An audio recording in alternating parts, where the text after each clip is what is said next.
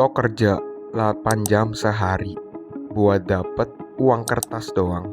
Kertas itu bro, kertas yang nilainya diatur sama segelintir orang yang bahkan gak lo kenal. Lo harusnya sadar, uang kertas itu bukan uang, itu alat perbudakan modern.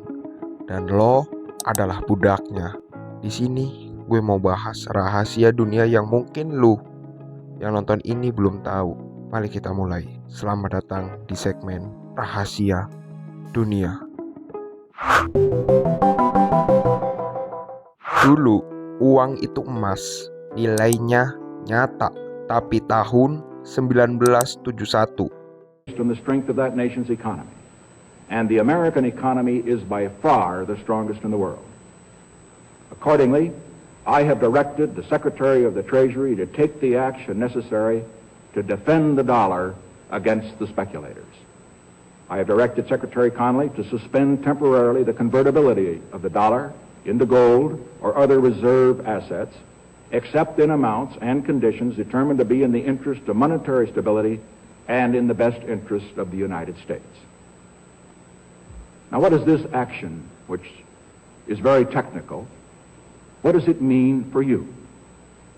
Let me lay to rest the bugaboo of what is called devaluation. If you want to buy a foreign car or take a trip abroad, market conditions may cause your dollar to buy slightly less.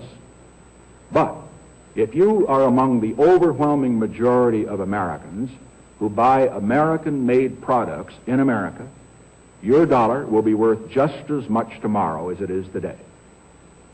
The effect of this action, in other words, will be to stabilize the dollar. Amerika buang standar emas. Sejak itu, uang jadi ilusi. Ya, kertas doang. Dan nilainya tidak tahu. Dan mungkin tidak ada nilainya uang kertas itu. Dan uang kertas ditentukan oleh pemerintah dan bank sentral. Lo kerja banting tulang, dikasih kertas yang nilainya menyusut setiap tahun. Itu bukan ekonomi, itu perbudakan modern. Lo sadar gak sih, harga makanan dan semuanya itu tiap tahun naik. Bukan karena barangnya yang langka, tapi karena uang lo terus dicetak, disuntik ke pasar, dan nilainya anjlok. Itu namanya inflasi. Dan inflasi itu bukan kejadian alam, itu keputusan bank sentral dan orang yang menguasainya. Terus lu nanya, siapa yang untung? Orang yang pegang aset. Siapa yang rugi? Lo yang pegang uang. Lo disuruh sekolah 12 tahun, kerja 40 tahun buat beli rumah yang harganya naik lebih cepat dari gaji lo. Ini namanya sistem perbudakan. Sistem ini bukan rusak. Sistem ini memang dibuat untuk ngebuat lo tetap miskin dan mereka makin kaya, supaya lo terus ngejar kertas dan mereka yang cetak kertas terus berkuasa. Bank bukan penyelamat, tapi penagih utang. Pajak bukan untuk rakyat, tapi untuk sistem. Dan utang negara itu utang atas nama kita semua. Tapi yang nikmatin ya para pejabat, proyek besar, dan bukan lo. Lo kerja keras, tapi gak pernah lepas.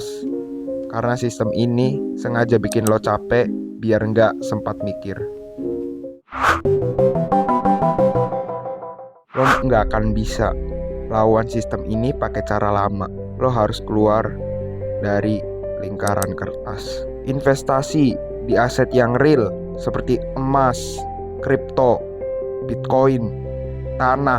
Bangun brand lo sendiri, skill lo sendiri, aset lo sendiri. Makin cepat lo sadar, makin cepat lo bebas. Uang kertas itu tipu-tipu, nilainya turun, tapi lo bela mati-matian. Mereka yang mencetaknya hidup bebas, lo yang ngejar tetap kejebak. Lo mau tetap jadi budak sistem atau bangun, lawan, dan ambil kendali hidup lo? Pilihan ada di tangan lo. Lo mau sadar apa mau marah-marah karena lu denger konten ini. Tulis di kolom komentar.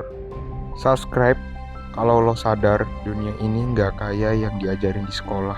Share video ini buat yang masih tidur. Gua cuma mau bangunin lu. Kita bukan anti sistem.